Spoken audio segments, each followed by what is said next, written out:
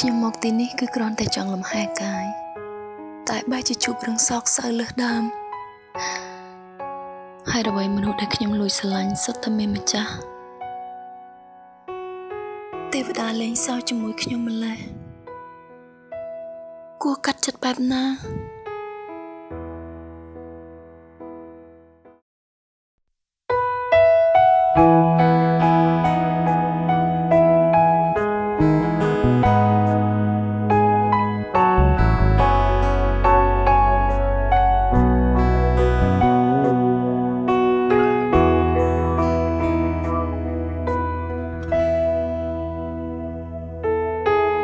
លួចស្រឡាញ់គេម្នាក់ឯងដឹងហើយវាពិតជាឈឺចាប់តែនៅតែបន្តព្រោះហាមមិនស្ដាប់បេះដូងងប់ងល់នឹងគេដឹងថាមិនអាចទៅ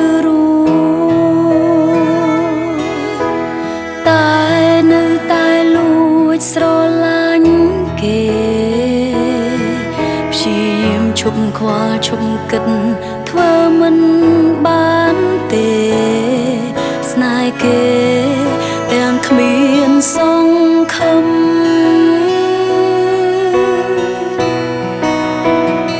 តើគួរកាត់ចិត្តបែបណាទៅ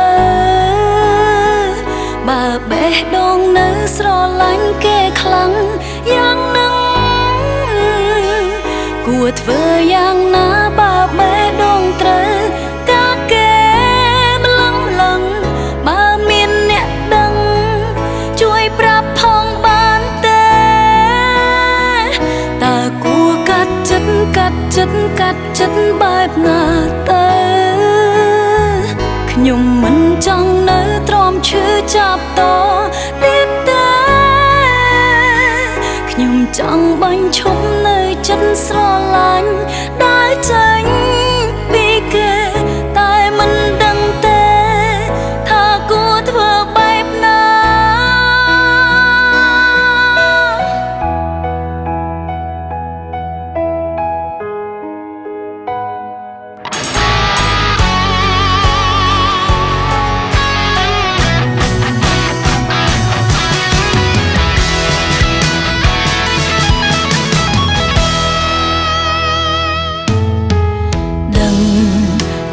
មិនអាចទៅរួ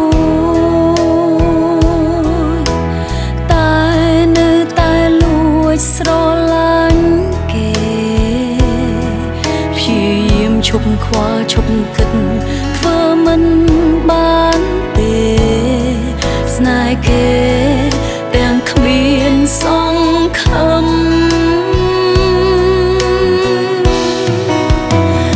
តើគួរកាត់ចិត្តបែបណាទៅបើបេះដូងនៅស្រឡាញ់គេខ្លាំងយ៉ាងណាគួរធ្វើយ៉ាងណាបើបេះដូងត្រូវកាគេម្លឹងបើមានអ្នកដឹងជួយប្រាប់ផងបានទេតើគួរកាត់ចិត្តបែបណាទៅខ្ញុំមិនចង់នៅទ្រាំឈឺចាប់តទៀតទេខ្ញុំចង់បាញ់ឈប់នៅចិត្តស្រឡាញ់ដើរចេញពីគេតែមិនដឹងទេថាគួរធ្វើបែបណា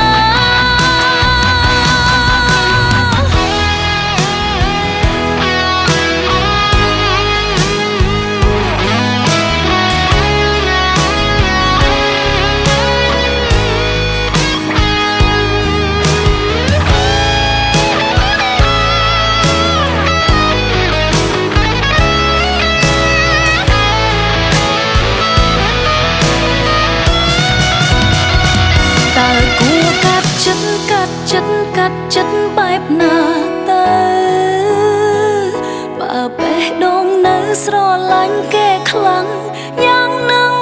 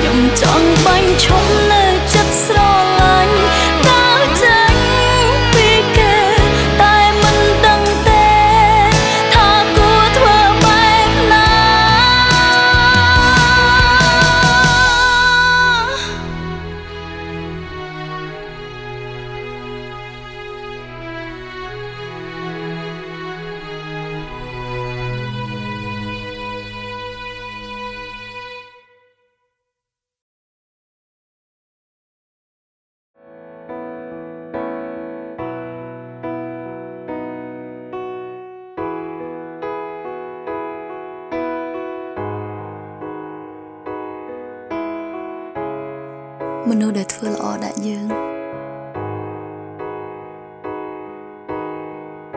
មិនប្រកាសថាគេស្រឡាញ់យើងនោះទេ